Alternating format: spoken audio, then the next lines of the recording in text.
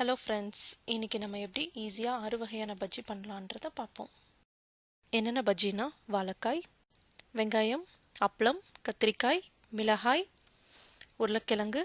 இதுக்கு தேவையான பொருட்கள்: கடலை மாவு. இப்போ இங்கே நான் 6 வகையான பஜ்ஜி பண்ணுறதுனால நான் 1/4 கிலோ எடுத்திருக்கேன்.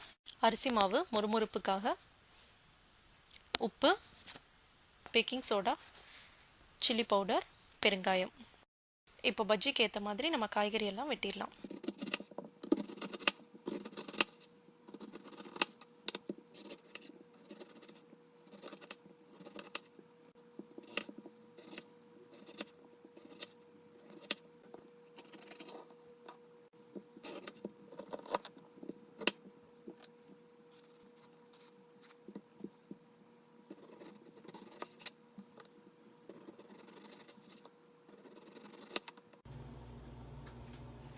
இப்போ பஜ்ஜிக்கு தேவையான காயெல்லாம் கட் பண்ணியாச்சு. அப்பளத்தை நீங்கள் பிச்சு வச்சுக்கோங்க. இப்போ பஜ்ஜிக்கு தேவையான மாவை ரெடி பண்ணிடலாம். கடலை மாவு, அரிசி மாவு போட்டு நல்லா மிக்ஸ் பண்ணிக்கோங்க. கட்டி இல்லாத மாதிரி பார்த்துக்கோங்க.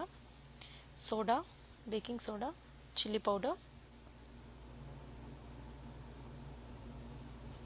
சால்ட், அப்புறம் பெருங்காயம். இதெல்லாம் போட்டு முதல்ல கையால் நல்லா பிசைஞ்சுப்போம். எல்லாம் மிக்ஸ் ஆகிற மாதிரி பண்ணிவிட்டு அதுக்கப்புறம் கொஞ்சம் கொஞ்சமாக தண்ணி விட்டு மிக்ஸ் பண்ணுங்கள். இப்போ இதை நல்லா மிக்ஸ் பண்ணியாச்சு. இப்போ பார்த்திங்கன்னா இது ரொம்ப தண்ணியாகவும் இல்லை, ரொம்ப கெட்டியாகவும் கிடையாது. இப்போ வாழைக்காய் பஜ்ஜி போட்டுடலாம். எண்ணெய் நல்லா சூடாயிடுச்சு. ஸோ வாழைக்காய் நல்லா டிப் பண்ணிக்கோங்க. டிப் பண்ணிவிட்டு எடுத்து போட்டுடலாம். கொஞ்சம் லைட்டாக ப்ரௌன் ஆனது போட்டதும் திருப்ப வேண்டாம். கொஞ்சம் லைட் ப்ரௌனிஷ் ஆனதும் ஒரு சைட் வெந்திருக்கும். இப்போ அடுத்த சைட் திருப்பி போட்டுருங்க. அதுக்கப்புறம் எடுத்துட வேண்டியது தான். நல்லா பார்த்திங்கன்னா நல்லா ப்ரௌன் ஆகிடுச்சு ரெண்டு சைடுமே. அப்புறம் எடுத்துடலாம். இப்போ ஆனியன் பஜ்ஜி போட்டுக்கலாம். ஆனியனை நல்லா டிப் பண்ணிக்கோங்க. டிப் பண்ணிவிட்டு அந்த எக்ஸஸாக இருக்கிறத மட்டும் எடுத்துட்டு எண்ணெயில் போட்டுக்கலாம். இப்போ ரெண்டு பக்கமும் நல்லா வேகணும். ஒரு சைடு வெந்ததும் திருப்பி போட்டுருங்க. திருப்பி போட்டுட்டு எடுத்துடலாம்.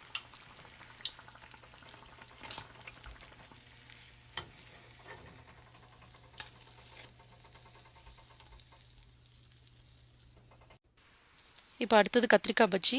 இதுவும் அதே மாதிரி தான். நம்ம நல்லா டிப் பண்ணிவிட்டு எடுத்து எண்ணெயில் போடணும்.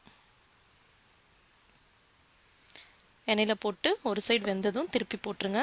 அடுத்த சைடு வேகிறதுக்கு கொஞ்சம் ப்ரௌன் ஆனதுமே, ரெண்டு லேயருமே ப்ரௌன் ஆனதும் எடுத்துருங்க. இப்போ அடுத்தது அப்பளத்தை போட்டு எடுத்துடலாம்.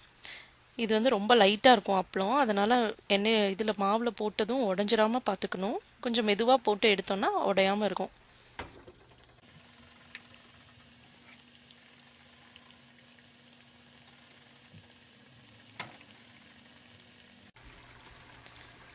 இது ரொம்ப லைட்டாக இருக்கிறனால சீக்கிரம் வெந்துடும். ஸோ ரெண்டு சைடும் சீக்கிரம் ப்ரௌனாக ஆனதும் டக்குன்னு எடுத்துருங்க, இல்லைன்னா கருகிடும். அடுத்தது மிளகா பஜ்ஜி போட்டுடலாம். மிளகா பஜ்ஜி ஏற்கனவே நம்ம மிளகாவை கீறி வச்சுருக்கோம்.